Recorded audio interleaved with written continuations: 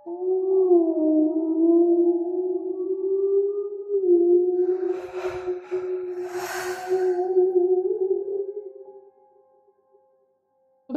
বাবা মায়ের হাত ধরে সার্কাস দেখতে যাওয়ার অভিজ্ঞতা তো আমাদের অনেকেরই আছে।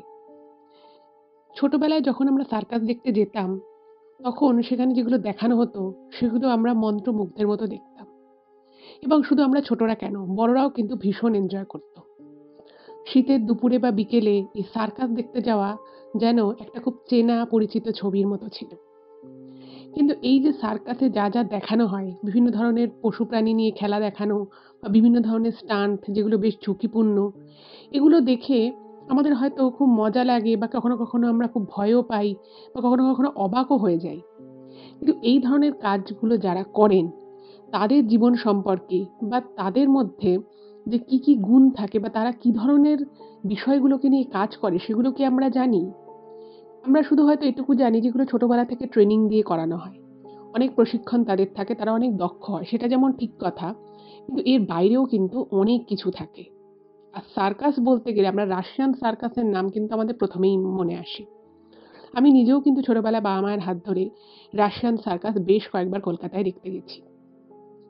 তো এইরকমই একজন ব্যক্তি যিনি সার্কাসে কাজ করতেন, তার জীবনের একটা, মানে কি বলবো, ভয়ঙ্করও বলা যেতে পারে বা খুব অবাক করা ঘটনাও আমি আজকে আপনাদেরকে শোনাবো। যে ঘটনাটা আমাকে অর্ঘ্য লিখে পাঠিয়েছে। তো কেউ কোথাও যাবেন না। একটা সম্পূর্ণ অন্য ধরনের নতুনত্ব ঘটনা যদি শুনতে চান, তাহলে আপনারা ভূত ভগবান চ্যানেলের সাথে থাকুন এবং এই ঘটনাটা পুরো ১ম থেকে শেষ অবধি শুনবেন। এটুকু বলতে পারি আপনাদের ভীষণ ভালো লাগবে ঘটনাটা। তো আপনারা প্রত্যেকে আমাদের চ্যানেলের সাথে থাকুন, পাশে থাকুন। নমস্কার শ্রোতা বন্ধুরা, ভূত ভগবান চ্যানেলে আপনাদের সকলকে অনেক স্বাগত। আশা রাখি সবাই খুব ভালো আছেন, আনন্দে আছেন, সুস্থ আছেন। আমাদের চ্যানেলে যে ঘটনাগুলো বলা হয় সেগুলো যদি আপনাদের ভালো লাগে, অবশ্যই কিন্তু চ্যানেলটাকে সাবস্ক্রাইব করবেন, ভিডিওগুলোকে লাইক করবেন। পুরো ঘটনাটা শোনার পর আপনাদের কেমন লাগলো সেই মূল্যবান মতামত জানাতে কিন্তু একদম ভুলবেন না। আর আপনাদের জীবনে বা আপনাদের পরিচিত কোনো মানুষের জীবনে যদি এরকম কোনো ভৌতিক, অলৌকিক, দৈবিক, অতিজাগতিক কিছু ঘটে থাকে, তাহলে সেগুলো কিন্তু আপনারা আমাদের কাছে লিখে পাঠিয়ে দিতে পারেন। তার জন্য আপনাদেরকে আমাদের চ্যানেলের ডেসক্রিপশনে যেতে হবে। দেখবেন সেখানে আমাদের ইমেল আইডি মেনশন আছে। সেই ইমেল আইডিতে ইমেল করে আপনারা আপনাদের সেই ঘটনা কিন্তু আমাদের কাছে অনায়াসে পৌঁছে দিতে পারেন। আরেকটা রিকোয়েস্ট করব, যদি সম্ভব হয় কাইন্ডলি আপনারা আমাদের চ্যানেলের ভিডিওগুলোকে আপনাদের ফ্রেন্ড এবং ফ্যামিলির মধ্যে একটু শেয়ার করে দিন।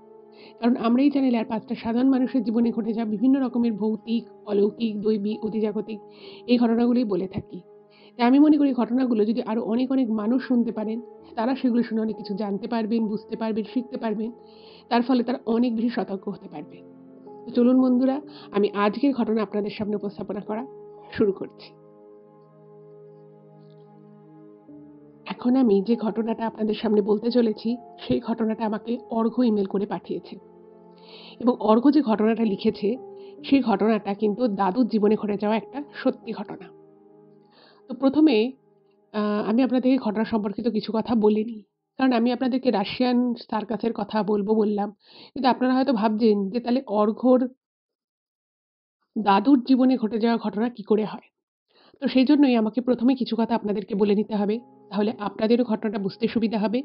আমারও কিন্তু তাহলে আপনাদের ঘটনাটা বোঝাতে সুবিধা হবে। তো ওর দাদু খুবই গরিব একজন মানুষ ছিলেন এবং উনি যখন একদম ছোট ছিলেন, মানে এই অর্ঘ্যর দাদু, তখন কিন্তু ওনার আ বাবা অন্যত্র কোথাও চলে যান।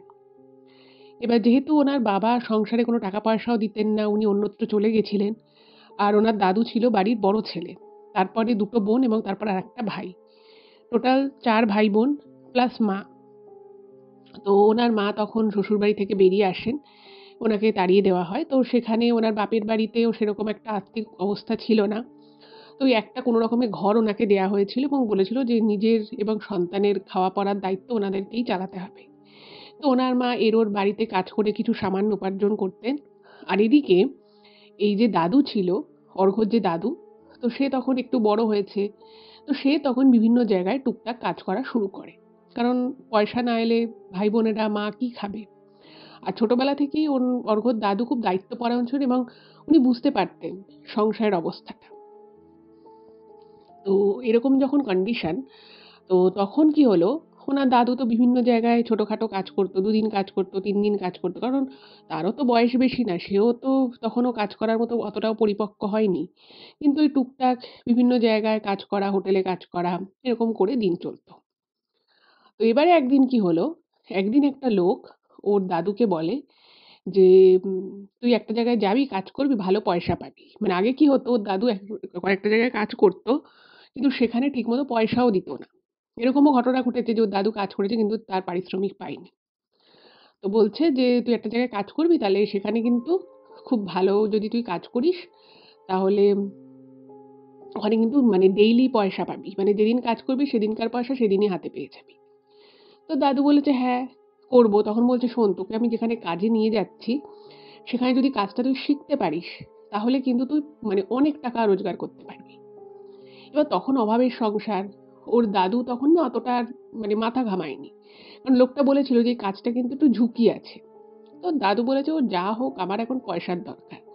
আর রোজের পয়সা রোজ পাওয়া যাবে, এটাও একটা বেশ বড় ব্যাপার।" কারণ তখনকার দিনে মানে কাজ করে এভাবে রোজের পয়সা রোজ কেউই দিত না। খুব কম জায়গাতেই দিত। তো দাদু রাজি হয়ে যায়। এবার কি কাজ, কোথাকার কাজ সেটা কিন্তু ওই লোকটা বলেনি। তো বলেছে যে, "তুই কালকে অমুক সময় অমুক জায়গায় দাঁড়াবি, আমি তোকে নিয়ে যাব।" তো বলেছে, "ঠিক আছে।" এবার পরের দিন যথারীতি নির্দিষ্ট সময় নির্দিষ্ট জায়গায় ওর দাদু এসে দাঁড়িয়েছে। তো লোকটাও এসেছে। তো লোকটা যখন এসেছে তখন ওর দাদু বলছে যে, "কোনো কারখানায় কাজ করব না কোনো দোকানে কাজ করব? কি কাজ?" তো তখন বলছে, "তোকে মুখে আমি বলব না। তুই চল, তুই দেখতেই পাবি।" আমি বলছি, "ঠিক আছে, যাই।" তো যখন নিয়ে গেছে তো দেখছে একটা বিশাল বড় মাঠ। মাঠে তাঁবু গাড়া আছে এবং ওখানে সার্কাস হচ্ছে। মানে সার্কাস আরকি মানে বিকেল বেলা থেকে বা দুপুরের পর থেকে শো শুরু হবে। তো কলকাতাতেই আরকি। তো সেখানে আরকি প্রচুর আম ওরকম বড়, বড় তাঁবু রয়েছে, পাশে ঘোড়া রয়েছে, হাতি রয়েছে। এবার এই সার্কাস ব্যাপারটা মানে ওর দাদু মুখে একবার শুনেছিল ঠিকই, কিন্তু কখনোই নিজের চোখে ওরভাবে সার্কাস দেখতে যাওয়া সেটা কখনোই হয়নি। কারণ ওনাদের খুবই অভাবের সংসার, সেখানে সার্কাসের শো দেখতে যাওয়া একটা বিলাসিতা। তো সেটা কোনোদিনই পসিবল হয়নি। এবার যাই হোক, তো বলছে যে, "এখানে কাজ করো?" বলছে, "হ্যাঁ।" তখন বলছে, "আমি তো সার্কাসের কিছু জানি না।" তখন বলছে, "তুই তো, তুই জানিস না ঠিক আছে, ওরাও জানে যে তুই কোনো কাজ জানিস না, কিন্তু তোকে কাজ শিখতে হবে। তুই দেখে, দেখে কাজ শিখে যাবি এবং তারপরে তুই এখানে কাজ করবি। আর যেখানে তুই রোজ কাজ করবি, রোজের টাকা তুই রোজই পেয়ে যাবি।" তো ওর দাদু গেছে। তো গিয়ে ওখানে একটা লোকের সাথে কথা বলেছে। তো লোকটা নাম-ধাম জিজ্ঞেস করেছে, বাড়ি কোথায় জিজ্ঞেস করেছে, দ্যাটস ইট। তো তখন ওর দাদু বুঝতে পারছে না যে কি কাজ আরকি। এবার ওইখানে যেটা ওর দাদু যেটা জানতে পারে যে ওখানে একটা রাশিয়ান সার্কাস চলছে।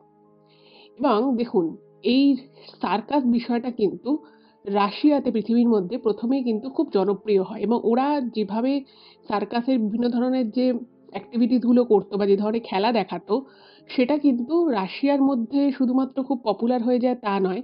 সেটা কিন্তু আস্তে, আস্তে বিভিন্ন জায়গায় ছড়িয়ে পড়ে। এবং কলকাতাতে যে রাশিয়ান সার্কাস আসতো, সেখানে যারা খেলা দেখাতো তাদের মধ্যে বেশিরভাগ লোকজনই মানে যারা একদম অ্যাকচুয়াল রাশিয়া থেকে এসে এই ধরনের খেলা খেলতে তারা বেশ মানে আরকি বেশ পারদর্শী ছিল। তো সেরকম কিছু ছেলে-মেয়ে কিন্তু ওখানে ছিল। এবার সবকিছু তো আর রাশিয়া থেকে বা সব লোককে তো আর রাশিয়া থেকে আনা সম্ভব নয়।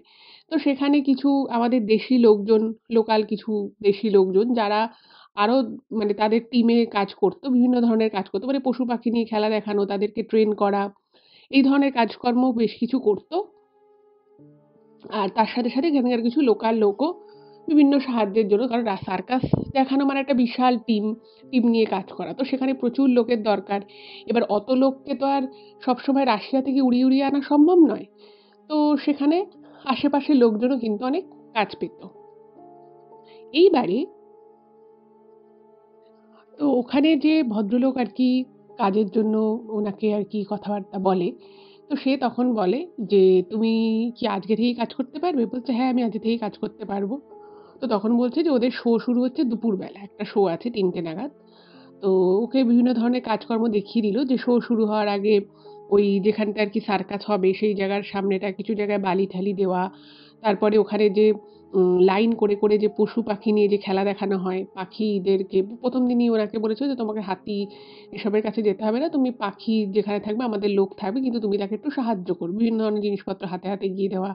তারপরে ব্যালেন্সের যে খেলাগুলো হয় সেখানে বিভিন্ন ধরনের যে প্রপ থাকে যে হাতে যে জিনিসগুলোকে নেয়, সেগুলো একটা জায়গায় গুছিয়ে রাখা। যখন সার্কাস চলবে পাশে দাঁড়িয়ে থাকা, কোনো দরকার পড়লে আরকি ওরা ইশারা করলে যেটা যেরকম চাইবে সেরকম দিয়ে দেওয়া হাতে, হাতে। এই ধরনের টুকটাক কাজ করতে হবে। এবং লোকটা এটাও বলে যে, "তুমি যদি চাও এখানে কাজ শিখতে পারো। তুমি যদি কাজ শেখো তাহলে তুমি আস্তে, আস্তে যদি কাজ ভালো করো তাহলে তোমার মানে মাইনেও বেড়ে যাবে। আর তখন তুমি কিন্তু আরো ভালো কাজ করতে পারবে।" এবার ওই মানে ওর দাদুরও তখন যে খুব বিশাল বয়স তা তো নয়। ওই ধরো ১৭-১৮ এরকম বয়স ১৬-১৭। তো সে তখন মানে ওরকম বড়, বড় হাতি, ঘোড়া, তারপরে ওরকম সার্কাসের স্টেজ এসব দেখে না ওনার মানে চক্ষু চড়ক গাছ হয়ে গেছে। এবং খুব ইন্টারেস্টও লাগে যে বাহ! এত, এত কিছু এরকম হয়। কোনোদিনও তো যাইনি আর দেখেওনি আর এরকম কাছ থেকে দেখা। তো ওনার কিন্তু বেশ একটা ইন্টারেস্ট গ্রো করে। উনি বলেন, "হ্যাঁ, হ্যাঁ, আমি এখানেই কাজ করব।" এই বলে সে ওদিন থেকেই কাজে লেগে পড়ে এবং উনি যে ধরুন দোকানে কাজ করতো বা কারখানায় এর আগে যে কাজ করেছে সেখানে যা দৈনিক বেতন হিসেবে যা টাকা পেত, তার থেকে কিন্তু মোটামুটি একটা ভালো টাকাই এই সার্কাসের ওখান থেকে উনি পাওয়া শুরু হলো।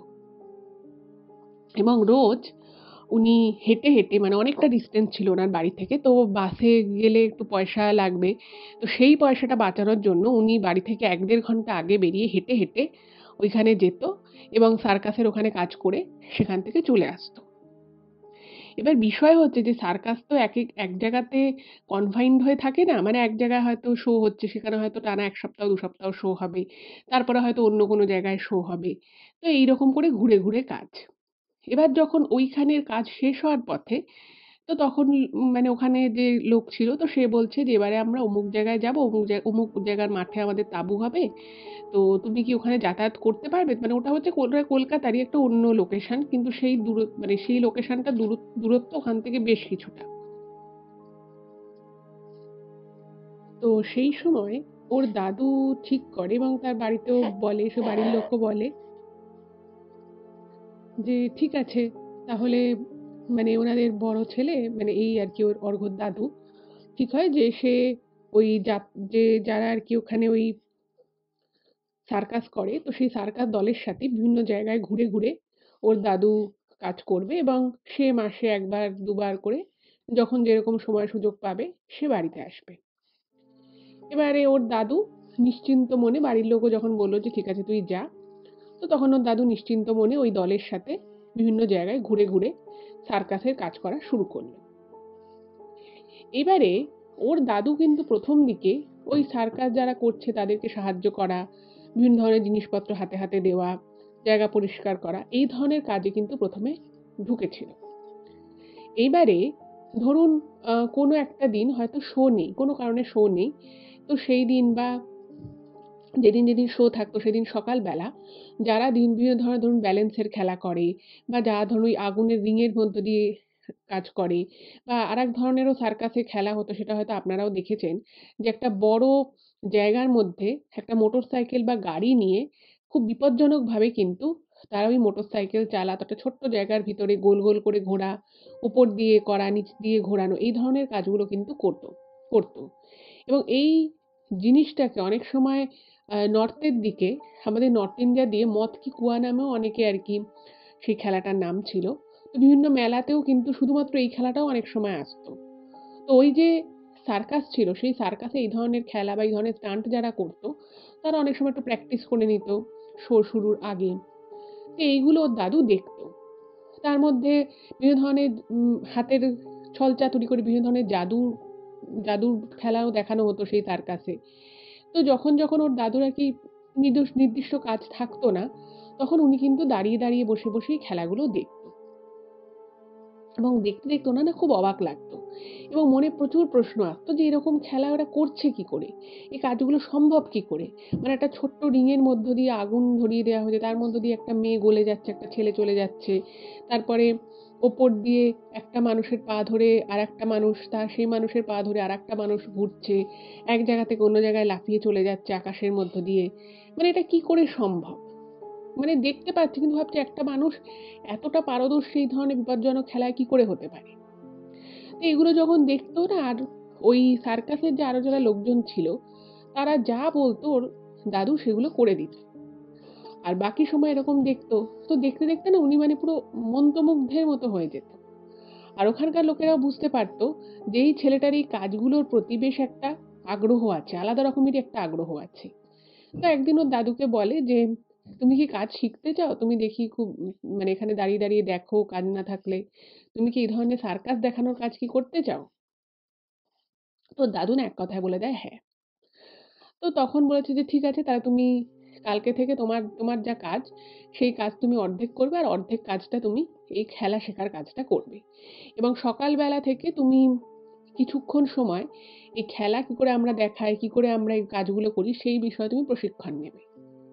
এবার আমি আপনাদেরকে বললাম যে ওই যে সার্কাসের যে পুরো গ্রুপটা ছিল, সেই গ্রুপের মধ্যে কিন্তু বেশ কিছু রাশিয়ান লোকজন থাকলেও প্রচুর কিন্তু দেশি লোকজনও ছিল, যারা তাদেরকে সাহায্য করতো, অন্যান্য খেলা দেখাতো। সবাই মিলেই আরকি ওই গ্রুপটা চালাতো। এইবারে ওর দাদুর তো শুরু হয়ে গেল ট্রেনিং। এবার ১ম যে ট্রেনিংটা দেয় সেটা হচ্ছে ওই আকাশের মধ্যে, মানে আকাশের মধ্যে মানে আমি বলতে চাইছি যে কিছুটা উপরে করে একটা মানে মাচা মতো করা থাকে এবং সেখানে একজন আরেকজনের পা ধরে বা একজন আরেকজনের হাত ধরে এদিক ওদিক করে অনেক উঁচু থেকে। তো সেই খেলাগুলো ১ম দেখানো হয়। এবার আচ্ছা, এখানে একটা কথা বলে রাখি, এই ধরনের খেলা যারা করেন বা এই ধরনের খেলা যারা দেখান, তারা কিন্তু মোটামুটি অনেক অল্প বয়স থেকেই কিন্তু এই খেলাটা মানে এই ধরনের প্র্যাকটিসটা শুরু করে। একটা নির্দিষ্ট বয়সের পরে কিন্তু এই খেলা নতুন করে শেখা যায় না। যেটা ও লিখেছে ইমেইলে, আমি সেটাই আপনাদেরকে বলছি। এটা অনেক ছোটবেলা থেকে শুরু করতে হয়। এবার ওর দাদুর বয়স খুব বেশি ছিল না, কিন্তু এটা আরো ছোট বয়স থেকে করে। এবার কারণ সেই সময় হাত পায়ের ফ্লেক্সিবিলিটি আরো বেশি থাকে। আস্তে, আস্তে সেই জিনিসটা ডেভেলপ করে। এইবারে ওর দাদু ১ম এই কাজটা করার জন্য মানে উনি মোটামুটি কিছুটা মানে এই খেলাটা শেখেন। কিন্তু ওরা যতটা তাড়াতাড়ি করছে বা যতটা ফাস্ট করতে পারছে, ওর দাদু কিন্তু অতটা ফাস্ট কাজটা করতে পারছে না। একটু ভয়ও লাগছে। জীবনে ১ম এরকম একটা কাজ করে। নিচে জাল পাতা থাকে ঠিকই, এবারে কেউ যদি নিচ থেকে পড়ে যায়, সে obviously জালের উপরে পড়বে। কিন্তু জালের উপরে পড়লেই তো আর হলো না, তার একটা মানুষের ভয় তো লাগে। তো ওর দাদুর ভয় লাগতো না। কিন্তু কাজটা উনি অতটা ফাস্ট করতে পারছিলেন না। তো তখন ওখানে যে আরকি প্রশিক্ষক ছিলেন, মেইন যে প্রশিক্ষক, তো সে বললেন যে, "তুমি খারাপ করছো না। কিন্তু তুমি যখন তোমাকে খেলা দেখাতে হবে, অ্যাকচুয়াল যখন তুমি স্টেজে লোকজনের অডিয়েন্সের সামনে যখন তুমি পারফর্ম করবে, তখন কিন্তু তোমার চোখে মুখের এই ভয়টা কিন্তু থাকলে চলবে না। আর তার থেকেও বড় কথা, এই কাজগুলো কিন্তু যেহেতু গ্রুপে হয়, তো তুমি যদি একটু লেট করো, অন্যজনেরও কিন্তু লেট হয়ে যাবে। এবং যদি লেট হয়ে যায় তাহলে কিন্তু পুরো খেলাটাই পণ্ড হয়ে যাবে। মানে পুরো টাইমিং গুলো কিন্তু ভীষণ রকমভাবে ইম্পোর্টেন্ট এই খেলার ক্ষেত্রে।" এইবারে ওর দাদু তখন ওই খেলাগুলো তো যা শিখেছিল, শিখেছিল। বলেছিল যে, "তুমি এই খেলাটা প্র্যাকটিস করতে থাকো। রোজ তুমি প্র্যাকটিস করবে, দেখবে।" কারণ অনেক সময় কি হয়, ওদের শো তো আগে থেকেই সব বুকিং থাকে। তো অনেক সময় কি হয় যে একজন হয়তো যে মানে লোক, তার হয়তো শরীরটা ভালো লাগছে না। আর এই ধরনের কাজকর্ম বা এই ধরনের খেলা দেখানোর জন্য ফিজিক্যাল ফিটনেস কিন্তু খুব ভালো থাকতে হয়। এবার ধরুন শো শুরু হওয়ার ১-১.৫ ঘন্টা আগে হঠাৎ করেই কোনো কেউ অসুস্থ হয়ে পড়ল। তো তখন বলল যে, "তখন তার জায়গায় তুমি কাজটা করবে। কিন্তু তোমার রোজ তুমি এই কাজটা তোমার করার দরকার নেই। তুমি বরং ব্যালেন্সের খেলা বা হিউম্যান পিরামিড বলে ওদের একটা খেলা ছিল। তো বলছে তুমি সেইগুলো প্র্যাকটিস করো। তুমি সেগুলো নতুন করে তোমাকে আমি শেখাবো।" তো দাদু বলে, "ঠিক আছে, আমি শিখব।" আর ওর দাদুর কিন্তু এই সার্কাস শেখার প্রতি একটা বিশেষ মানে প্রচন্ড আরকি উনার মনোযোগ ছিল। আর উনি ওনার যে কাজের জন্য ওনার ওখানে আসা, সেই কাজ ছাড়াও কিন্তু উনি আরো অনেক কাজ করতেন। এবার যেহেতু ওর দাদু অনেক কাজ করত, যে যেটা বলত শুনত। তো দাদুকে না ওই সার্কাস গ্রুপের সবাই খুব পছন্দ করত। ইভেন ওখানে যারা রাশিয়ান লোকজন ছিল, মানে তাদের সাথে হয়তো সেভাবে কমিউনিকেশন করতে পারত না। ওই লোকগুলো আরকি মানে জাস্ট ভাঙা, ভাঙা একটু হিন্দি শিখেছিল, বাংলা হিন্দি। তো সেভাবে কথা বলত, কিন্তু খুব পছন্দ করত ওর দাদুকে।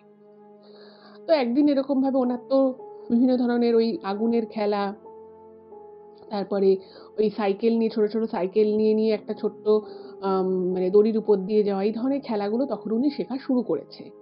আর এই খেলা শুরু মানে এখানে যেটা অর্ঘ্য লিখেছে যে এই খেলা যখন শুরু করে তখন এই পথটা কিন্তু একেবারেই ওর দাদুর পক্ষে খুব সহজ ছিল না।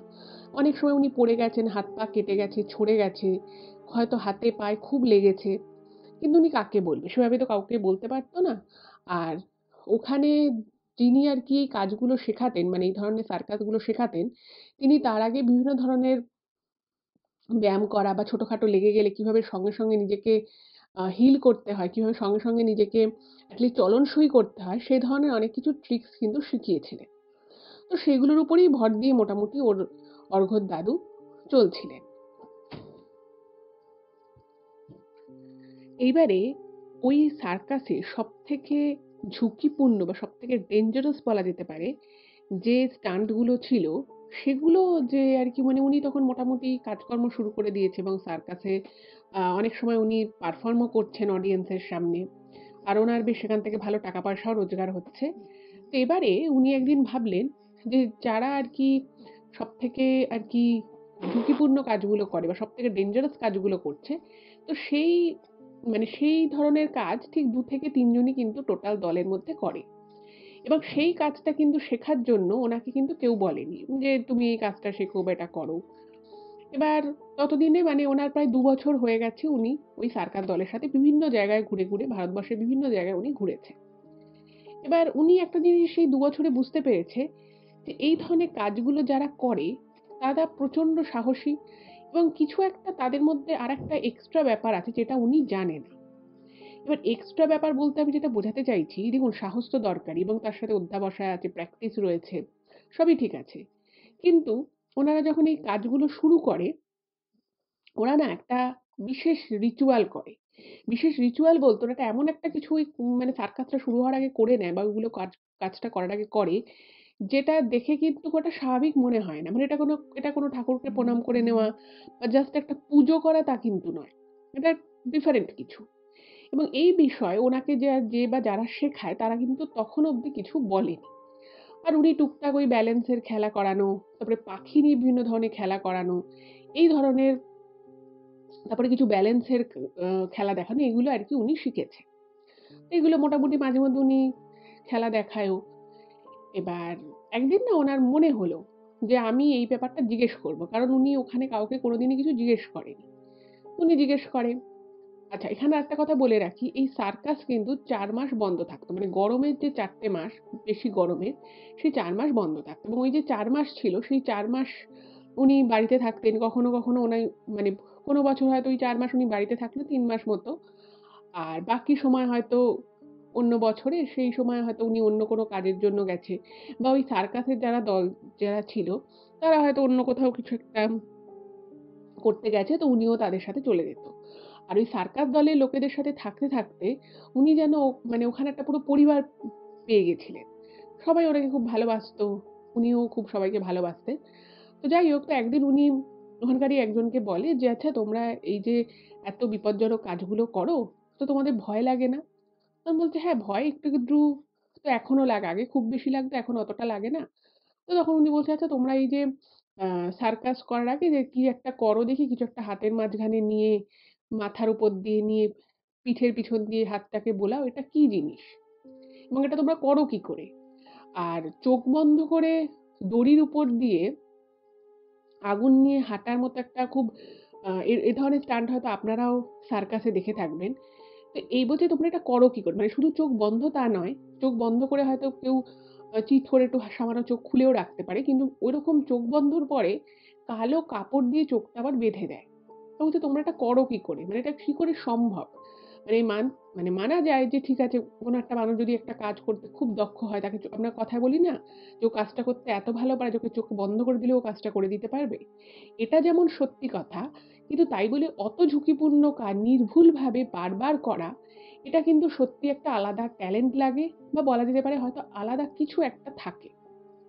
এবং এই বিষয়টা অর্ঘ্যর দাদু কিন্তু এর আগেও বহুবার লক্ষ্য করেছেন। এবার উনি তখন এই প্রশ্নটা যখন করে, তখন না ওই যে আরকি কাজ করছিল, তো সে তখন একটু মুচকি হাসে।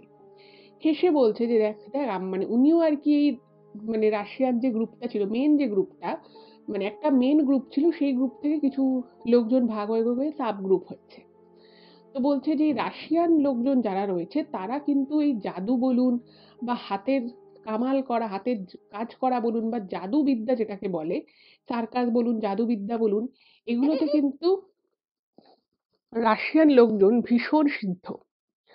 তো তখন উনি বলেন যে উনি সেই মানে মেন যে গ্রুপটা ছিল বহুদিন আগে, তো সেখানে একজন রাশিয়ান ভদ্রলোক যিনি ওই সার্কাসটা ১ম ভারতে নিয়ে এসেছে এবং চালাতেন। তো তার কাছে উনিও কিছু কাজ শিখেছেন এবং আরো ওনার সাথে আরো যারা রয়েছে তারাও ওনার কাছ থেকে বেশ অনেক কাজ শিখেছে, অনেক ধরনের কিছু শিখেছে। তো বলছে সে নাকি তখন ওনাদেরকে একটা অদ্ভুত রিচুয়াল শিখিয়েছিল। মানে যে রিচুয়ালটা করে আরকি ওনারা বিশ্বাস করেন যে সেই রিচুয়ালটা করে, সেটার একজন দেবী রয়েছে। আমি দেবীর নামটা এখানে মেনশন করছি না।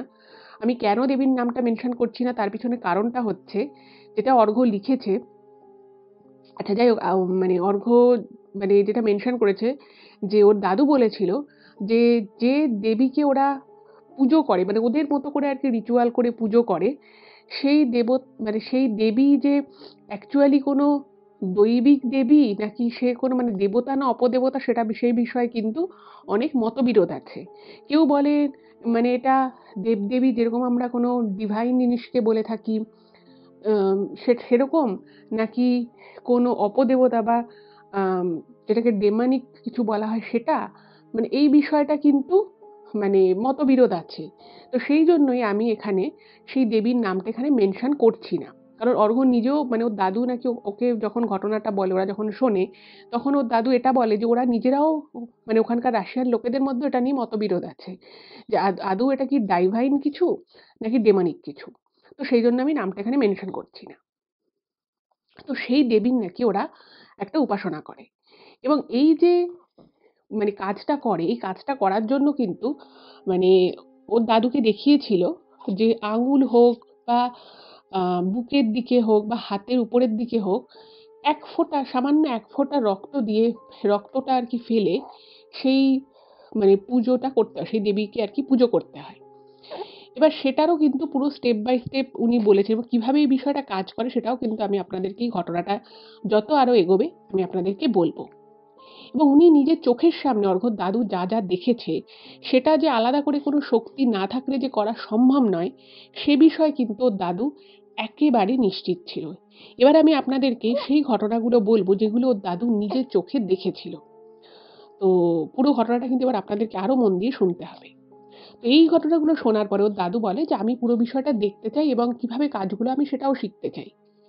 আর ওর দাদু এই সার্কাসে ২ বছর থাকতে থাকতে পুরো সার্কাস বিষয়টাকেই না উনি ভীষণ ভালোবেসে ফেলেছিলেন। ওই যে মানুষজনের সামনে পারফর্ম করা, পুরো মানে ছোট বড় সবাই এত আনন্দ পাচ্ছে দেখে, সবাই অবাক হয়ে যাচ্ছে।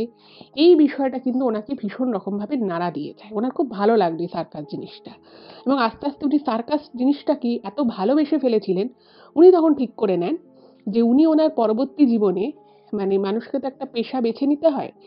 তো উনি পেশা হিসেবেই কিন্তু এই সার্কাসটাই উনি করবেন সেটা কিন্তু উনি ঠিক করে নেন। এবং যেহেতু উনি সেটা মনে মনে ঠিক করে নিয়েছিলেন, উনি তখন ভাবলেন যে না, এবার আমাকে সার্কাসের পুরো বিষয়টা জানতে হবে বা শিখতে হবে। এইবারে কি হয়েছে, একদিন এই অর্ঘ্যর দাদু আরকি ওই ভদ্রলোকের সাথে আরেকটা লোকের সাথে ওই আরকি সার্কাসেরই সবথেকে বয়োজ্যেষ্ঠ যিনি ছিলেন এবং যিনি আরকি সকলকে শেখান এবং উনি নিজেও ওই বয়সেও কিন্তু অনেক ডেঞ্জারাস আর্ট পারফর্ম করেন রীতিমতো। তো তার কাছে গেছে এবং তিনি সারাদিন ভীষণ ব্যস্ত থাকেন। তো ওনার বলল যে দেখো, ওনার সাথে কথা বলতে গেলে মোটামুটি ওই রাত ছাড়া কিন্তু কোনো গতি নেই। একমাত্র রাতের বেলায় উনি কথা বলেন। তো ওই ভদ্রলোকের কাছে যখন অর্ঘ্যর দাদু গেছে, তো তখন মানে উনি কিন্তু খুব একটা কারোর সাথে মানে নিজের কাজ ছাড়া, নিজের প্রশিক্ষণ ছাড়া উনি কারোর সাথে খুব একটা ওই খোশ গল্প করার মতো ব্যাপার ওনার মধ্যে ছিল না। তো উনি মানে যখন আরকি গেছে অর্ঘ্যর দাদু, তো ওই ভদ্রলোক দেখছে চুপচাপ বিড়বিড় করে বসে এরকম ভাবে একটা মানে ধ্যানরত অবস্থার মতো করে চুপচাপ বসে রয়েছে। তো এমনিতে তো ওনাকে চিনতই, গ্রুপে রয়েছে ২ বছর ধরে। তো উনি বলছে যে তুমি কি কিছু বলবে? এবার এই যে অন্য যে লোকটি আর কি অর্ঘ্যর দাদুকে নিয়ে গেছিল ওই ভদ্রাসিয়ান লোকটির কাছে, তো সে বলছে হ্যাঁ ওর কিছু কথা আছে। আর ওই মানে ওই যে সিনিয়র যে রাশিয়ান ভদ্রলোক তাকে কিন্তু মানে ওই পুরো টোটাল গ্রুপে সবাই কিন্তু খুব মানতো আর একটু ভয়ও পেত। একটু রাজবাড়ি টাইপের লোক ছিল, তো সে বলছে। আর একটা কথা এখানে বলে রাখি, ওই লোকটি যেহেতু বহু বছর ধরে ভারতবর্ষে ছিল, তো উনি কিন্তু খুব ভালোই বাংলা বলতেন। মানে বাংলাটা মোটামুটি ঠিকঠাকই বলতেন, আর হিন্দিটা তো খুবই ভালো বলতেন নাকি। যেহেতু ভারতের বিভিন্ন জায়গায় ঘুরে ঘুরে ওনারা তাঁবু খাটিয়ে বিভিন্ন যখন মাঠে যেমন সার্কাসের আসর বসতো, তো সেই জন্য উনি হিন্দিটা খুবই ভালো বলতেন আর বাংলাটাও মোটামুটি বলতেই পারতেন। তো অন্য লোকটি কি করেছে, অন্য লোকটি এই অর্ঘ্যর দাদুকে বলেছে ঠিক আছে তুমি কথা বলো আমি যাচ্ছি, এই বলে উনি ঘর থেকে বেরিয়ে গেছে। ঘর মানে ওই তাঁবুর কথাই আমি বলছি। তো তখন ওই লোকটা বলছে যে হ্যাঁ বলো কি বলবে। এবার মানে অর্ঘ্যর দাদু ভেবেছিল যে ওই লোকটাই হয়তো বলে রাখবে, হয় মানে উনি আর কি মিডিয়াম হিসেবে কথা বলিয়ে দেবে। এবার এত সিনিয়র লোক আর লোকটা রাশভারী লাইফের, তো ওনার সাথে কথা বলতে একটু হেজিটেশনই হচ্ছিল। তো যাই হোক, তো বলছে যে আমি আসলে এই সার্কাস জাদু এই যেগুলো আপনারা করেন আমি এই বিষয়টা জানতে চাই। আমি 2 বছর ধরে এখানে এত চেষ্টা করে এত কিছু করে, তাও আমি এত বিপজ্জনক যে স্টান্টগুলো হয় বা ব্যালেন্সিং এর যে খেলাগুলো হয় সেগুলো আমি অতটা ভালো, মানে বড় খেলাগুলো তো ওগুলো তো আমি বললাম খুব ছোটবেলা থেকে এগুলো প্রশিক্ষণ নিতে হয়, সেগুলো বড় বয়সে অতটা হয় না। তো বলছে যে আমি এটা সম্পর্কে জানতে চাই আপনারা কি করে এই কাজগুলো করেন, আপনি এই বয়সেও এরকম। আর সত্যি কথা বলতে কি, ওই যে ভদ্রলোক ছিল উনি মানে শো যখন শেষের পথে হতো শেষটা উনি করতেন, এবং উনি এমন কিছু খেলা দেখাতেন, এমন কিছু জাদু উনি করতেন যেটা দেখে মানে যারা দর্শক থাকতো তারা মানে হতভম্ব হয়ে যেত, যেটা হলো কি করে। আর একটা জিনিস মনে রাখতে হবে, এই ঘটনাটা আমি কিন্তু বেশ অনেক বছর আগেকার কথাই বলছি, কারণ অর্ঘ্য নিজেই পরের বছর মাধ্যমিক পরীক্ষা দেবে। তো বুঝতেই পারছেন ওর দাদুর ঘটনা মানে খুব একটা নতুন ঘটনা তো নয়। আর সেই সময় কিন্তু মানে এখন যেমন আমরা এখন অনেক কিছু যেমন ভিজুয়ালি এফেক্ট ক্রিয়েট করা যায়, অন স্টেজও কিছু ভিজুয়াল এফেক্ট ক্রিয়েট করা যায়, এখন টেকনোলজি এত বেশি অ্যাডভান্স হয়ে গেছে। কিন্তু তখন যা স্টেজে হতো সেটা কিন্তু সত্যি সত্যি দেখাতে হতো, সেটাই কিন্তু ভিজুয়াল এফেক্ট তৈরি করে বা মানুষের মধ্যে একটা হ্যালুসিনেশন ক্রিয়েট করা ওরকম স্টেজ। তখনকার দিনের যে স্টেজগুলো হতো সেগুলোও কিন্তু ডিজিটাল স্টেজ ছিল না, সবই নর্মাল স্টেজ। ফলে সেইখানে কিন্তু কোনো রকম ইলুশন তৈরি করা বা মানুষকে চোখকে ধুলো দেওয়া এটা কিন্তু খুব সহজ বিষয় ছিল না। তো তখন উনি বলছে যে সেই কাজগুলো শুধুমাত্র উনিই করতেন, এবং ওনাকে হয়তো হেল্প কেউ একজন করতো, এক দুজন হয়তো হাতে হাতে কিছু একটা জিনিস এগিয়ে দিত, কিন্তু ওই জিনিসগুলো উনি কি করে করতেন, কেন সেই জিনিসগুলো উনি এত সহজে করতে পারতেন, সেটা কিন্তু উনি কাউকে বলতেন না। এবং হয়তো ওনার ওই গ্রুপের রাশিয়ান গ্রুপের হয়তো এক দুজন খুব নিকট কেউ জানতো, কিন্তু কখনোই তারা সেই বিষয় নিয়ে কথাও বলতো না। আর ওই শেষ মানে একদম অনুষ্ঠান শেষ, সার্কাসের যে প্রোগ্রামটা সেটা শেষ হতো কিন্তু ওনার সেই স্পেশাল স্টান্টটা দিয়ে, এবং যখন বিজ্ঞাপন করা হতো তখন কিন্তু ওনার ছবি বড় করে দিয়ে, এবং উনি যেভাবে যেভাবে যে স্পেশাল যে খেলাগুলো দেখাতেন যেগুলো বুদ্ধি দিয়ে যার ব্যাখ্যা করা তখনও যেত না, সেইগুলো উনি করতেন। আর এই জিনিসগুলো দেখে কিন্তু অর্ঘ্যর দাদুর ভীষণ ভালো লাগতো, এবং উনি খুব মানে অবাক হয়ে যেতেন প্রত্যেকবার। তো উনি জিজ্ঞেস করে, তখন বলছে ওই রাশিয়ান ভদ্রলোক আর কি এমনিতে খুব রাশভারী হলে ওনার কথাবার্তা কিন্তু ভীষণ ভালো ছিল, একটা গাম্ভীর্য রেখে চলতেন বটে, বাট খুবই ভালোভাবে উনি উত্তর দেন। উনি বলেন যে হ্যাঁ আমি কিছু জিনিস শিখেছি, এবং এই উনি ওনার জন্ম রাশিয়ায়, ওনার সমস্ত বাড়ির লোক ওনার মা বাবা সবাই রাশিয়ান। তো সেই রাশিয়ায় থাকতে ওনার বাবা যিনি ছিলেন তিনি নাকি এই ধরনের জাদুবিদ্যা নিয়ে পড়াশুনো করতেন, এবং ওনার যে দিদিমা ছিলেন ওই ভদ্রলোকের, তিনি নিজে কিন্তু বেশ কিছু জাদুবিদ্যা আবিষ্কার করেছিলেন, যে জিনিসগুলো রাশিয়ার খুব ছোট্ট গ্রামের মতো একটা জায়গায় ওনারা থাকতেন, যেখানে বছরে প্রায় 8 মাস বরফে ঢাকা থাকতো। তো সেইখানে উনি এইগুলো করতেন এবং কিছু কিছু করে মানুষ শেখাতেন, এবং এগুলো দেখিয়ে উনি খুব সামান্যই কিছু রোজগার করতেন। তো সেই হচ্ছে শুরু। তো সেই সময় ওই বললাম এক যে দেবীর কথা আছে, তো সেই দেবীর নামটা উনি বলেন। তো তারপরে উনি বলেন যে তুমি, আমি যে কথাগুলো তোমাকে বলছি, আমি তোমাকে বলছি বটে, কিন্তু আমি তোমাকে বলবো তুমি একটা কথাও বিশ্বাস করো না আমি তোমাকে যেগুলো বলবো। কারণ প্রথম কথা হচ্ছে উনি বলতে চাইছিলেন না, কিন্তু অর্ঘ্যর দাদু এত নাছোড়বান্দা হয়ে গেছিল, উনি বলছেন না আপনি বলুন বলুন আমি শুনতে চাই জানতে চাই, যা হয় আর কি মানুষের মধ্যে একটা তো কিউরিয়াসিটি কাজ করে, আর উনি এত বছর ধরে কাজটা করছেন। তো তখনও দাদু বলছে, আপনি বলুন, আমি শুনতে চাই। আমার সত্যি খুব ইচ্ছে, আমার আপনার সাথে কথা বলতে একটু ভয়ই লাগে, একটু সংকোচ বোধ হচ্ছিল, তাই আমি আপনাকে মানে সরাসরি জিজ্ঞেস করিনি। তো আপনি আমাকে বলুন। তো তখন উনি এই কথাগুলো বলে যে ওনার বাবা এই কাজ করতেন এবং ওনার দিদিমা কিন্তু প্রচুর এরকম জাদু নিজে তৈরি করেছিলেন। তো সেই দিদিমার থেকে কিন্তু ওনার বাবা পায় এবং ওনার বাবা ওনাকে নিজে হাতে ধরে বেশ কিছু শিখিয়েছেন। এবারে উনি শেষের দিকে যে বিপজ্জনক বিভিন্ন রকমের আর কি কাজগুলো দেখাতেন সার্কাসে, তো সেই রাশিয়ান সার্কাস এত পপুলার হয়েছে এবং উনি যে নিজে আর কি যেভাবে উনি সার্কাসটাকে পরিচালনা করতেন এবং সেটার কিন্তু মানে ফেস ভ্যালু বলতে উনিই ছিলেন, ওই ভদ্রলোকই ছিলেন আর কি। তো তখন বলছেন যে ওনাদের এই জাদুবিদ্যা নিয়ে যারা কাজ করে তাদের একজন আরাধ্য দেবী আছে। সেই দেবী যদি উপাসনা করা যায় এবং তিনি যদি তার তুষ্ট হন, তাহলে উনি এমন বিশেষ কিছু ক্ষমতা প্রদান করেন, যে ক্ষমতার দ্বারা মানে আমি আপনাকে যেমন একটা উদাহরণ দিই, যেটা অর্ঘ্য লিখেছে ইমেলে, যে ওই ভদ্রলোক নাকি সকলের সামনে মানে কাউকে, দর্শকদের মধ্যেও কাউকে বলতো যে আপনাদের কাছে যদি কিছু কাঁচের কোনো জিনিস থাকে আপনি দিন। তো সেই কাঁচটাকে গুঁড়ো করে উনি সেটাকে জল দিয়ে অনায়াসে খেয়ে নিতে পারতেন এবং সেটা কিন্তু উনি সকলের সামনে করতেন।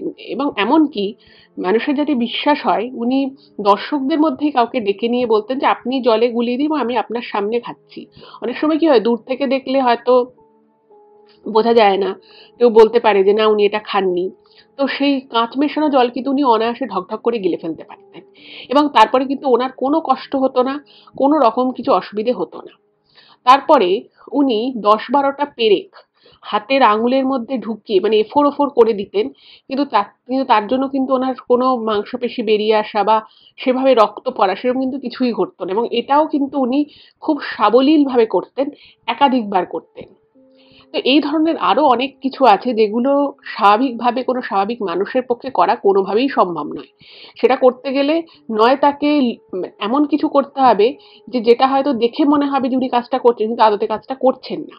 সেরকম ব্যাপার আবার ছিল, উনি সত্যি সত্যি কিন্তু করতেন এবং ওনাকে বহু লোক বহুবার জিজ্ঞেসও করেছে কিন্তু উনি সেভাবে কখনো বলেনি। তো উনি বলছেন যে হ্যাঁ আমি পারি, জাস্ট আমার মধ্যে এই ক্ষমতাটা আছে। কিন্তু উনি কেন পারেন, কি জন্য বা কোথা থেকে সেই ক্ষমতা এলো, সে বিষয়ে কিন্তু উনি কারোকেই সেভাবে কিছু বলেনি এবং বাকিরাও কেউ অতটা ইন্টারেস্টেড ছিল না। যাই হোক, তো সেই দেব মানে দেবীর উপাসনা ওনার দিদা করতেন, ওনার বাবা করতেন এবং এখন উনিও করেন প্রত্যেক দিন রাতের বেলা। এবং বিশেষ কিছু তিথিতে ওনাদের মানে রাশিয়ান যে আর কি বিলিফস রয়েছে, তো আমাদের যেমন বেশ বিশেষ কিছু ধর্মের বই থাকে, ওনাদেরও বেশ কিছু জিনিসপত্র আছে। তো সেইখানকার বেশ কিছু তিথি রয়েছে, সেই তিথি অনুযায়ী ওনাদের বিশেষ আরাধনা ওনারা করে এবং সেই যে দেবী রয়েছে, যে যিনি জাদুর দেবী বা এই ধরনের জাদুকর্ম মানে যাকে অর্পণ করে বা যিনি সৃষ্টি করেছেন ওনারা বলে ওনারা মনে করেন, তো তাকে প্রত্যেকদিন রাতের বেলা এবং বিশেষ কিছু তিথিতে ওনাকে ইভেন নিজের গায়ের রক্ত দিয়ে ওনাকে পুজো দিতে হয়। এবং এই যে দেবী রয়েছে, সেই দেবীকে ওনারা ওনাদের ওখানকার রাশিয়ান বেশ কিছু ফল রয়েছে, নাটস রয়েছে, কিছু বাদাম যেগুলো ওখানে উৎপন্ন হয়, তো সেইগুলো দিয়ে ওখানে পুজো দেওয়া হয়, কিন্তু এখানে তো আর সেগুলো পাওয়া যায় না। তো ওনারা এখানকার এমনি নর্মাল ফল বাদাম যা পাওয়া যায় সেগুলো দিয়ে নাকি উনি পুজো করে। তো তখন অর্ঘ্যর দাদু জিজ্ঞেস করে যে এই দেবী কি করেন, মানে এই দেবী মানে কিসের জন্য এনাকে পুজো করে, শুধুমাত্র এই জাদুবিদ্যার জন্যই? উনি বলেন না, দেখুন রাশিয়া তো খুব ঠান্ডার জায়গা আর ওখানে খুব পাহাড় রয়েছে, প্রচন্ড ঠান্ডা রয়েছে, আর রাশিয়ার একটা বিশাল অংশ কিন্তু বনভূমি, আজও রয়েছে সেখানকার বনভূমি। তো সেই বনভূমি এরিয়া আর মাইলের পর মাইল ওখানে বরফাবৃত জায়গা, সেখানে সারা বছর সেভাবে কিন্তু চাষাবাদ হয় না, সেখানে সেই অর্থে অতটা শিল্পও হতে পারে, রাশিয়া তো বিশাল দেশ। তো সেই সমস্ত জায়গায় মানে যাযাবর জাতি, ইভেন এখনো কিন্তু রাশিয়াতে এমন কিছু গোষ্ঠী রয়েছে, উপজাতি রয়েছে, যারা কিন্তু আজও সত্যি সত্যি যাযাবরের মতোই জীবনযাপন করে এবং তাদের মেন যে ইনকাম তো সেটা হচ্ছে পশুপালন। এরকমই আর একটা জাতি যেমন রয়েছে নোম্যাড। এটা আপনারা যদি ইউটিউবেও সার্চ করেন NOMAD নোম্যাড বলে, নোম্যাড ইন রাশিয়া, তো আপনারা দেখতে পাবেন তাদের জীবনযাপন কি কষ্টকর জীবনযাপন। তো এইরকম সত্যি সত্যি কিন্তু মানে একদম অ্যাকচুয়াল নোম্যাড ফ্যামিলি একদম হাতে গোনা কয়েকটাই রয়েছে, এবং তারা কিন্তু আজও তারা শীত গ্রীষ্ম আর যে কটা তাদের সময় রয়েছে আর কি ঋতু, তারা কিন্তু এক একটা ঋতুতে এক একটা জায়গায় গিয়ে গিয়ে কিন্তু বসবাস করে, এবং তারা পশুপালন করে, তাদের ছেলেমেয়েরা সব ঘরেই পড়াশুনো করে। এবং আরো অদ্ভুত বিষয় হচ্ছে যে এই ধরনের কিছু উপজাতি নাকি আছে এখনো, যারা আহ, শুধুমাত্র এই জিনিসগুলো করে তা নয়, তারা কিন্তু সম্পূর্ণ রকম ভাবে মানে আমরা চিকিৎসা বলতে যেটা বুঝি, মেডিসিন বলুন, মডার্ন যে অ্যালোপ্যাথিক যে চিকিৎসা পদ্ধতি, সেগুলো কিন্তু তারা মানে সবকিছু থেকে ডিটাচ। কারণ ওরা যেখানে থাকে সেখানে কোনো রকম শহর অনেক দূরে, এবং সেখান থেকে ধরুন তাদের যদি কোনো হেলথ কেয়ার কোনো ফেসিলিটি নিতে হয় সেটাও অনেক দূরে। তো তারা বহু বছর ধরে নিজেদের জন্যই নিজেরা মেডিসিন বানিয়েছে। তাদের বাড়িতে যখন বাচ্চা হয় তাদের মধ্যেই কেউ এসে সেই বাচ্চা প্রসব করিয়ে যায়। তারাই তাদের শরীর ঠিক করার জন্য নিজস্ব জড়িবুটি দিয়ে বানানো, ওখানকার ফল পাতা দিয়ে বানানো ওষুধ দেয়, এবং বছরের পর বছর কিন্তু এভাবেই তারা সুস্থভাবে, মোটামুটি সুস্থভাবেই বলা যায়, কিন্তু মানে দীর্ঘ জীবন যাপন করছে। তো এরকম আরো কিছু উপজাতি ছিল, তো ওনারাও সেরকম একটা কোনো উপজাতি। তো সেখানে ওনার দিদা নাকি প্রথম এরকম কিছু জাদুবিদ্যা মানে নিজের থেকে আবিষ্কার করেন, এবং ওই দেবীকে সন্তুষ্ট করে বা তাকে আর কি পুজো করে উনি কিন্তু সেই বিশেষ বিশেষ কিছু ক্ষমতা নিজের মধ্যে আনেন। সেটা উনি ওনার ছেলেকে মানে এই ভদ্রলোকের বাবাকে, এবং তারপর ওনার বাবা ওনাকে এগুলো শিখিয়েছে। তো এরকম আরো বিশেষ কিছু বিপজ্জনক জিনিস আছে, যেমন মানে উনি নিজের কোনো ধারালো কিছু দিয়ে হঠাৎ করে হয়তো নিজের আঙুলে আঙুলে বসিয়ে দিলেন, এবং সেটা কিন্তু একদম অরিজিনাল, এমন নয় যে যেগুলো শুটিং এ ব্যবহার করা হয় বা ফেক কিছু। হয়তো ধারালো কোনো ছুরি দিয়ে নিজের আঙুলে জোরে লাগলেন, মানে অন্য কোনো মানুষ হলে তার আঙুলটা হয়তো কেটে যাবে, কি হয়তো আরো সিরিয়াস কিছু হয়ে একদম ফুল ড্যামেজও হয়ে যেতে পারে। কিন্তু ওনার ক্ষেত্রে দেখা যেত বিন্দু মাত্র কিন্তু কিছু হলো না। কিন্তু সেই জিনিসটা দেখে একজন দর্শক আসনেই একজন সে নিজে করতে গেছিল, এবং তার খুব সামান্য, খুবই সামান্য করে সে করে, এবং সেই সামান্য টাচে কিন্তু তার হাত কেটে যায়। তো বুঝতেই পারছেন এই ধরনের অসাধ্য সাধন করা, এই ধরনের জাদু জিনিসটা, সেটা কিন্তু উনি ওখান থেকে শিখেছেন। এবং এগুলো যখন ওর দাদু শোনে, ওর দাদু ভাবছে যে ভদ্রলোক আমাকে আগে বলল, প্রথমে বলা মানে কথাগুলো বলার আগে তো উনি এটা বলেছিলেন যে আমি তোমাকে যেগুলো বলছি সেগুলো তুমি বিশ্বাস করো না, আমি চাই তুমি বিশ্বাস না করো। তো উনি তখন ভাবছে যে আমি কি তাহলে বিশ্বাস করব না করব না, আমার কি কি করা উচিত। তারপরে উনি মনে মনে ভাবছে যে ২ বছর ধরে নিজের চোখের সামনে যা দেখেছি সেগুলো তো মিথ্যে হতে পারে না। আর উনি যদি আজকে মানে মানে মনে করেন যে উনি পারছেন বলে আমিও পারবো, এই বলে উনি যদি কাজটা করতে যান, অবশ্যই কিন্তু উনি কাজটা করতে পারবেন না। তো কিছু তো ব্যাপার আছে, কিছু তো রহস্য আছেই, যেটার জন্য উনি এটা করতে পারছেন। হয়তো সেটা মানে উনি যেটা বলছেন হয়তো সেটাই সত্যি, অথবা এটা সত্যি নয়। কিন্তু কিছু তো একটা এমন ব্যাপার আছে যেটা খুব স্বাভাবিক নয়। মানে একটা স্বাভাবিক প্রকৃতিতে মানুষ যেভাবে বাঁচে বা যেভাবে মানুষের শরীর তৈরি, তাতে ওই ধরনের আঘাত কোনো মানুষের শরীর তৈরি করার জন্য প্রস্তুতি নয়। তো এরকম নানান জিনিসপত্র ওনার মনে মাথায় আসে, এবং সেটা যে ওনার মনে মাথায় যে এরকম একটা কিছু চলছে সেটা কিন্তু ওই ভদ্রলোক বুঝতে পারে। উনি তখন একটা ছোট্ট একটা তামার একটা বাক্স মতো ওনার যে লাগেজ ছিল সেখান থেকে বার করে, এবং বার করে ওনাকে বলছে যে তুমি তোমার মনে যদি শ্রদ্ধা থাকে তুমি সেই শ্রদ্ধা সহকারে শুধু তাকাও, তোমার কিচ্ছু করার দরকার নেই। তো উনি বাক্সটা খুলেছে। তো বাক্সটা খুলে দেখছে একটা পুরনো আম, ওই তামারই একটা ছোট পাত্র মতো, তার ভিতরে একটা দেবী মূর্তির মতো কিছু একটা রয়েছে। সেটা খুবই অস্পষ্ট, খুবই ঝাপসা, এবং উনি খোলার পরে উনি সেটা বন্ধ করে রেখে দেন। উনি বলছেন এই হচ্ছে আমার দেবী, আমি এনাকেই মানি, আমি এনার জন্যই এই কাজগুলো করি, এবং এই জিনিসটা আমি এমন কাউকে মানে এটা হচ্ছে পরম্পরায় চলে। তো ওনার ওনার নিজেরও সন্তান রয়েছে, এক ছেলে রয়েছে, এক মেয়ে রয়েছে। ওনারা ওনার স্ত্রী মাঝখানে মাঝখানে ভারতে এসেছেন, কিন্তু কিছু অসুবিধার জন্য, যেহেতু ওনারা রাশিয়ান লোকজন ছিল আর দিনকালও চেঞ্জ হয়েছে, তো ওনার স্ত্রী চেয়েছিলেন যে ওনার যে ছেলে মেয়ে রয়েছে তারা এইসব কাজ যাতে না করে, তারা পড়াশুনো করে যে যার মতো সেটেল হবে। তো সেই জন্য ওরা এখানে আসে মাঝে মধ্যে, আর উনিও মাঝে মধ্যে রাশিয়া যায়, কিন্তু তারা এখানে থাকে না। তো তখন এটা দেখানোর পরে বলছে যে এই হচ্ছে সেই দেবী, দেবীর নাম বলে, এবং সেই দেবী কিসে কোন কোন জিনিসে সন্তুষ্ট, তার মধ্যে দুটো ফল রয়েছে, সেই দুটো ফল কিন্তু রাশিয়াতেই পাওয়া যায়, ইন্ডিয়াতে পাওয়া যায় না। এবং উনি তখন বলেন যে আমি এখানকার যে ফল পাওয়া যায় সেই ফল দিই, বাদাম দিই, কাজু পেস্তা এগুলো দিয়ে পুজো দেয়। আর বিশেষ কিছু তিথিতে উনি নিজের হাত, নিজের বুকটা একটু জামাটা সরিয়ে দেখালেন যে সেখানে রীতিমতো কাটা কাটা দাগ রয়েছে, এবং সেই দাগগুলো হচ্ছে ওখান থেকে উনি সামান্য চিরে রক্ত দিয়ে, মানে রক্ত অর্পণ করে উনি সেই দেবীকে তুষ্ট করেন, পুজো করেন। এবার উনি তখন কিছু মন্ত্রের কথা বলেন, বললো যে তুমি এই মন্ত্র উচ্চারণ করতে যেও না, কারণ এই মন্ত্র কিন্তু সবাই উচ্চারণ করতে পারে না, মানে এটা হচ্ছে দীক্ষার মতো কিছু ব্যাপার। এই মন্ত্র যে উচ্চারণ করবে বা মানে যে এই জিনিসটার মধ্যে ঢুকবে, তাকে কিন্তু একেবারে তার সমস্ত মন, তারপরে তার সমস্ত কনসেন্ট্রেশন, তার সমস্ত বিশ্বাস, মান্যতা কিন্তু সেদিকেই দিতে হবে। যেমন ইষ্ট মন্ত্র বা যে জপের যে মন্ত্র হয়, সেই মন্ত্র যেমন যে কেউ বলতে যখন তখন পারে না, তার জন্য দীক্ষা নিতে হয়, সেই দীক্ষা নেওয়ার ক্ষেত্রেও বেশ কিছু নিয়ম নীতি আছে, এইটাও নাকি ঠিক সেরকম। তো তখন এইগুলো শোনেন যখন অর্ঘ্য দাদু, উনি মানে অবাক হয়ে যায়। তখন বলছে যে এগুলো তো কিছুই না, মানে ওনারা এখন এখানে যে ভারতে এসে যে রাশিয়ান সার্কাসে যে খেলাগুলো দেখানো বা যে ধরনের জাদু জিনিস দেখানো হয়, এগুলো বলছে কিছুই না। ওনার বাবার আমলে রাশিয়াতে তখন মানে ছোট ছোট প্রচন্ড ঠান্ডা ছোট ছোট গ্রাম, তো সেই গ্রামের থেকে ওনারা তার গ্রামে যদি এই খেলা দেখানো, সেটা বিশেষ করে তো ওনারা শহরের দিকে যেতেন, সেখানে ওনারা এমন কিছু খেলা দেখাতেন, মানে এমন কিছু স্টান্ট হতো, এমন কিছু ওনারা পারফর্ম করতেন, যেটা দেখে সাধারণ অনেক মানুষ মানে কিছুক্ষণের জন্য মানে তাদের আসন থেকে, সিট থেকে উঠতে পারতো না। মানে এতটাই সেই চোখ ধাঁধানো সেই জিনিস, এবং এতটাই ভয়ের পাওয়ার মতো বিষয়।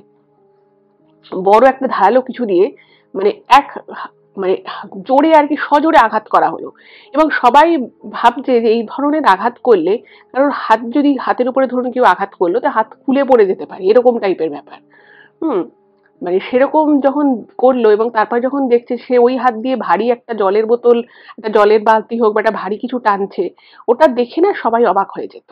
তারপরে দেখা যাচ্ছে একটা ছোট্ট রিং, সেই রিং এর ভিতরে আগুন দিয়ে দেওয়া হলো, এবং সেই রিং এর মানে একদমই ছোট, সেই রিং এর ভিতর দিয়ে কি করে একটা পূর্ণবয়স্ক লোক সে এদিক থেকে ওদিক চলে যেতে পারে, তা আবার আগুন দেওয়া রয়েছে ওই রিং এর পাশে, সেটা দেখেও সবাই অবাক হয়েছে। বলছে এইগুলো তো আমরা এখানে করি না, কারণ এগুলো এখানকার মানুষজন বা এখানকার দর্শক হয়তো সেটা নিতে পারবে না, তো সেই জন্য আমরা এগুলো করি না।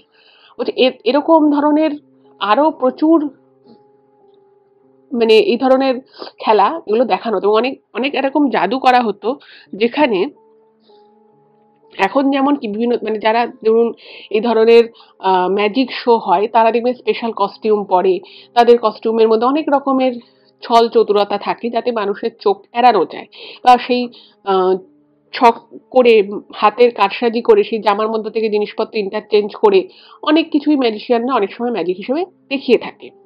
কিন্তু দেখবেন সবসময় সবকিছুই কিন্তু শুধুমাত্র এই জ্ঞান দিয়ে বা শুধুমাত্র এই হাতের ছল করে মানুষের চোখে একটা ভ্রম সৃষ্টি করে করা, সেটা কিন্তু সর্বক্ষেত্রে হয় না। কিন্তু তারপরেও যেগুলো হয় বা যেগুলো আমরা দেখতে পাই, যেগুলো হয়তো মানে কোনোভাবেই আমরা ভাবি হওয়া সম্ভব নয়, সেগুলো তখনই সম্ভব হয় যখন তাদের মধ্যে কোনো বিশেষ ক্ষমতা থাকে, এবং সেই বিশেষ ক্ষমতা কিন্তু খুব স্বাভাবিকভাবে আসে না। সেটা করতে প্রচুর যোগ্যতা লাগে, প্রচুর অধ্যাবসায় লাগে, এবং তার জন্য বিশেষ উপাসনা করতে হয় সেই সমস্ত দেবদেবী যারা এই ধরনের ক্ষমতা কোনো মানুষের মধ্যে, কোনো সেই যোগ্য মানুষের মধ্যে দিয়ে থাকে।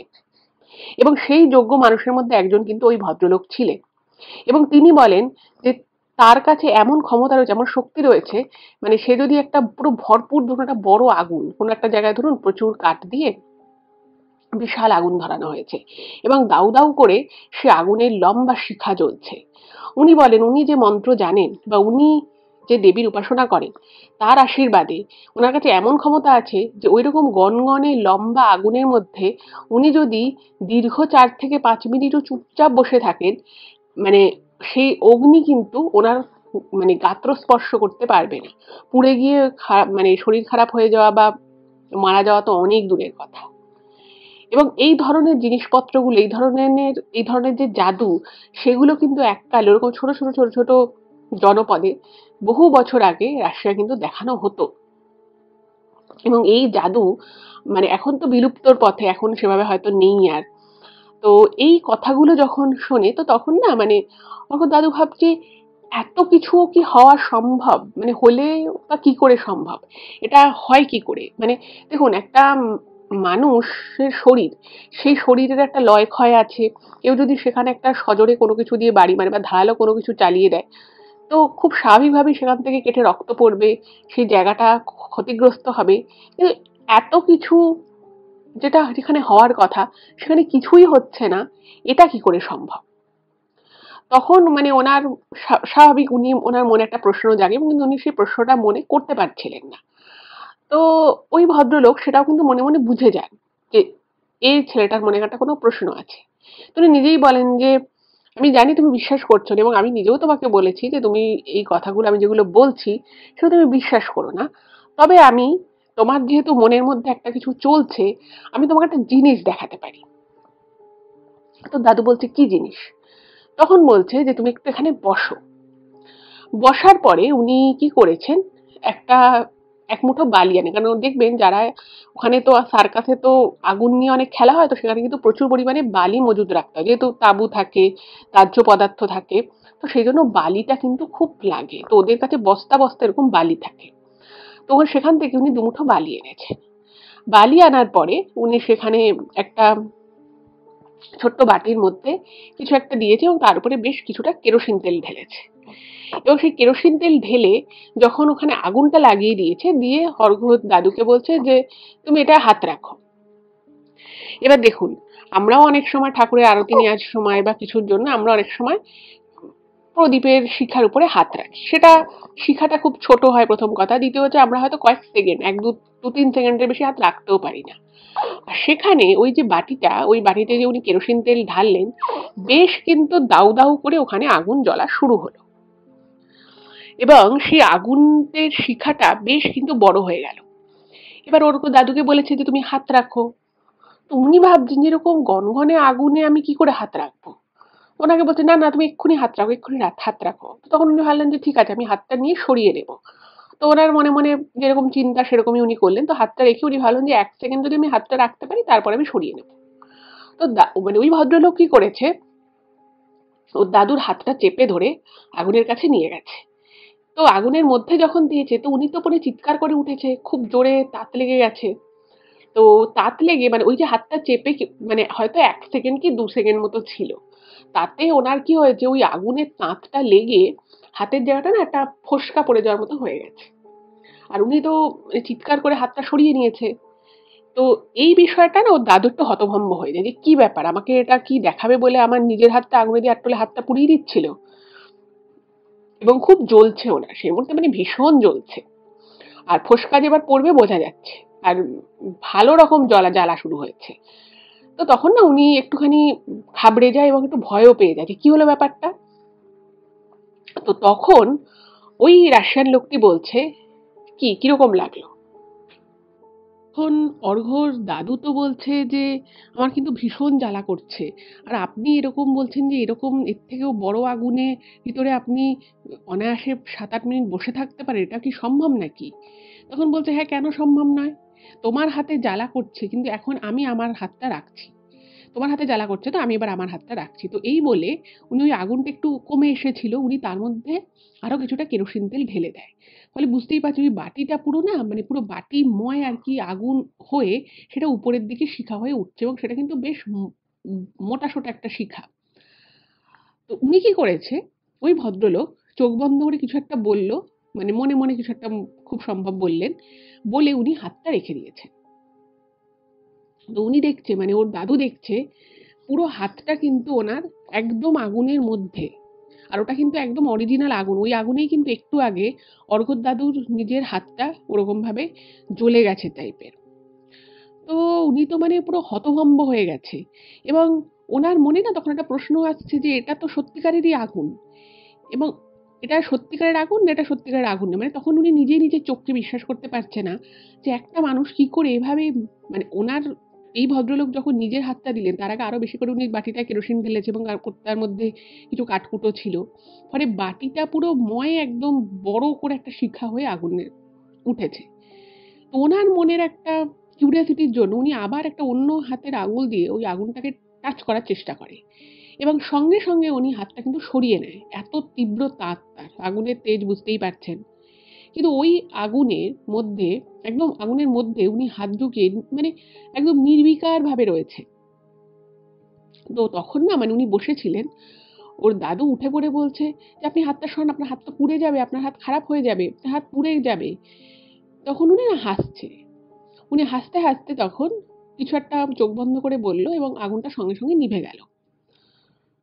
এইবারে ওনার হাতটাকে যখন অর্ঘ্যর দাদু দেখছে, তখন দেখছে হাতে বিন্দুমাত্র ওনাদের তো মানে রাশিয়ান লোকজন বুঝতেই পারছেন একেবারেই শ্বেতাঙ্গ, প্রচণ্ড ফর্সা।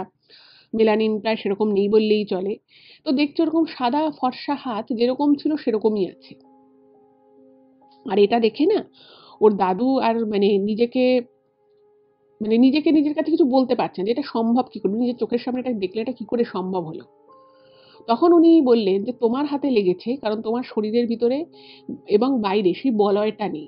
মানে উনি আরকি ওনার ভাষায় আরকি বলেন। মানে একটা বলয় বা একটা ধরুন কবচ মতো বলছে সেটা তোমার নেই।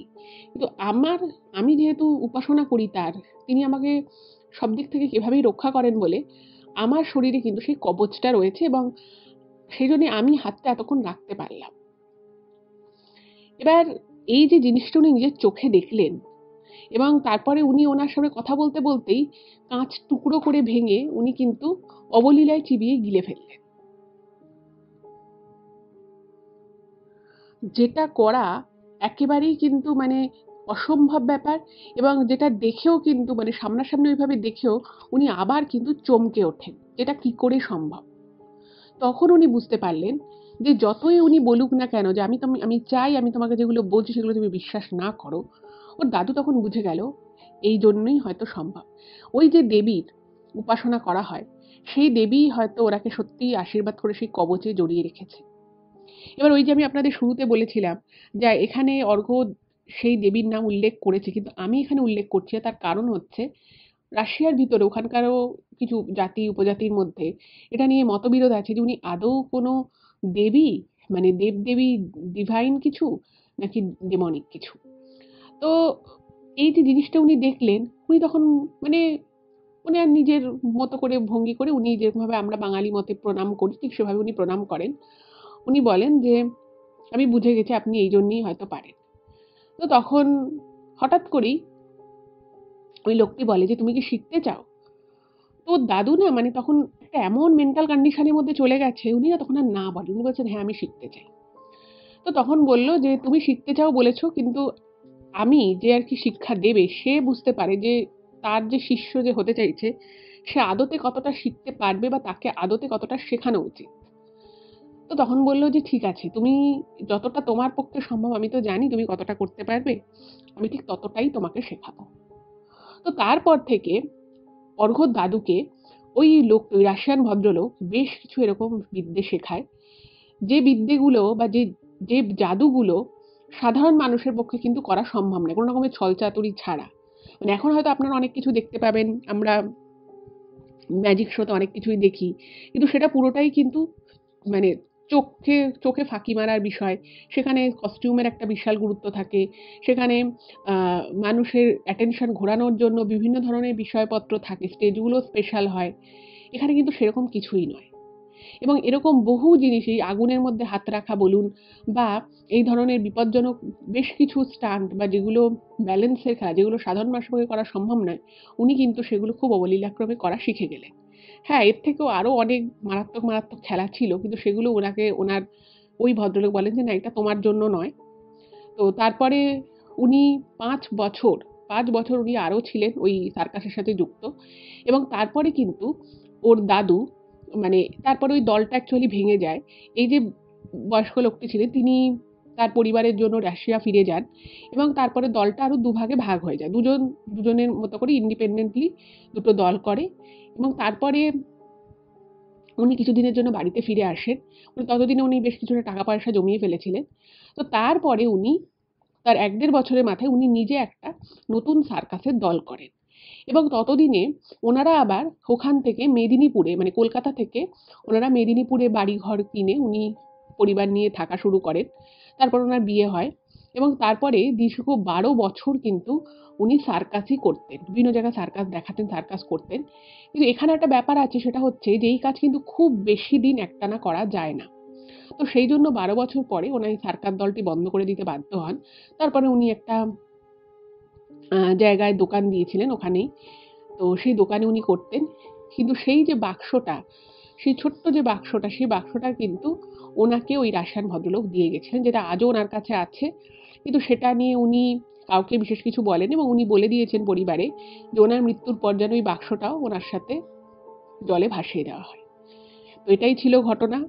আ আমরা চোখে হয়তো অনেক কিছু এখনকার দিনে আমরা অনেক কিছুই দেখি কারণ এখন টেকনোলজি অনেক উন্নত হয়ে গেছে। কিন্তু আগে যখন মানুষ এই ধরনের জাদু দেখাতো বা এই ধরনের আ সার্কাস এরকম স্টান্ট গুলো হতো, সেগুলো কিন্তু সত্যিই ভীষণ রকমভাবে ঝুঁকিপূর্ণ ছিল এবং তার মধ্যে হয়তো কেউ সত্যিই এই ধরনের জাদুবিদ্যার মাধ্যমেই কিন্তু সেগুলো দেখাতে সক্ষম হতেন। এটাই ছিল ঘটনা। কেমন লাগলো অবশ্যই জানাবেন। যদি ভালো লাগে চ্যানেলটাকে সাবস্ক্রাইব করবেন আর ভিডিওগুলো প্লিজ একটু শেয়ার করে দিন Facebook, WhatsApp এ। সকলে খুব ভালো থাকুন। দেখা হবে আবার পরবর্তী এপিসোডে। নমস্কার।